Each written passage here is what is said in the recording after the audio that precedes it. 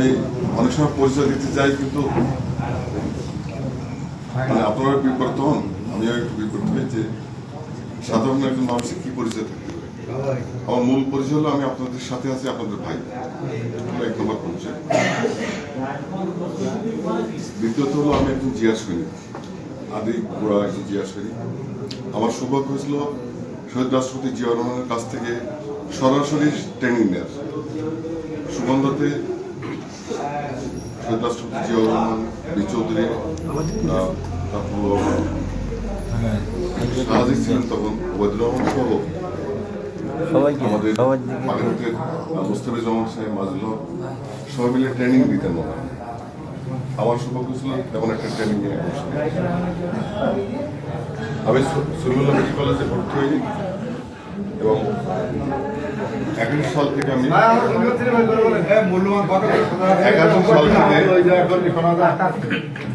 81 সাল থেকে আমি ছাত্রদলের সাথে জড়িত। আমি 81 সালে ছাত্রদলের সক্রিয় সদস্য হই এবং সুলন মেডিকেল কলেজ ছাত্র সংসদ নির্বাচন করি। আমি সরাসরি এজিএস পোস্টে নির্বাচিত হই, সর্বাধিক আমাদের। পরের বছর আমি জিএস নির্বাচিত হই এবং সুলন মেডিকেল কলেজ ছাত্র সংসদে।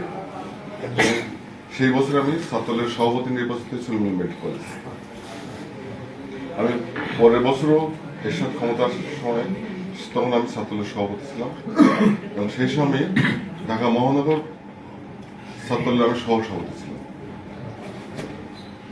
এটা হলো ছাত্রদলের অবস্থান। এরপর আমি ড্যাবের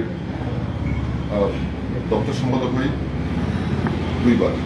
পরে 1 নম্বর যুগ্ম মহাসচিব হই ড্যাবের, পরে 1 নম্বর সহসভাপতি, 1 নম্বর ড্যাবের 1 নম্বর সহসভাপতি।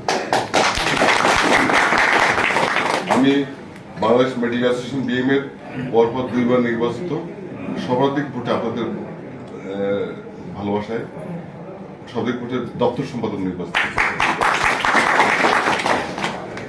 আমি গত 2টা টার্ম বাংলাদেশ জাতীয়তাবাদী দলের নির্বাহী কমিটির সদস্য এবং 2006 সালে এটা আপনাদেরই সফলতা, ম্যাডাম এবং তারেক রহমান সাহেব আমাকে নমিনেশন দিয়েছিলেন এই 4 আসনে।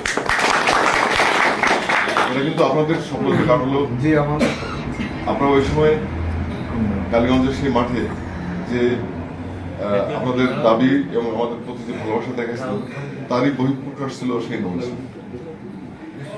পরবর্তীতে 2018 সালেও যেন তারেক রহমান সাহেব আমাদেরকে নমিনেশন দেন। সেই বা নির্বাচনে আপনারা সবাই মানে অমানসিক অবর্ণনীয় কষ্ট স্বীকার করছেন। আমি কৃতজ্ঞ, দল কৃতজ্ঞ। আর আমি বাংলাদেশ রেড ক্রিসেন্ট সোসাইটির গভর্নিং বডির সদস্য ছিলাম 2 বার। আমি আরও কিছু কিছু সংস্থার সাথে জড়িত, যেমন খুলনা সমিতি, সাতক্ষীরা সমিতি, শুটিং ক্লাব সহ আরো রেড ক্রিসেন্ট সমিতির লাইভ মেম্বার, আসেন মিশনের লাইভ মেম্বার। তবে মূল কথা হলো আমি আপনাদের সাথে থাকতে চাই, আপনাদের ভালোবাসা পেতে চাই।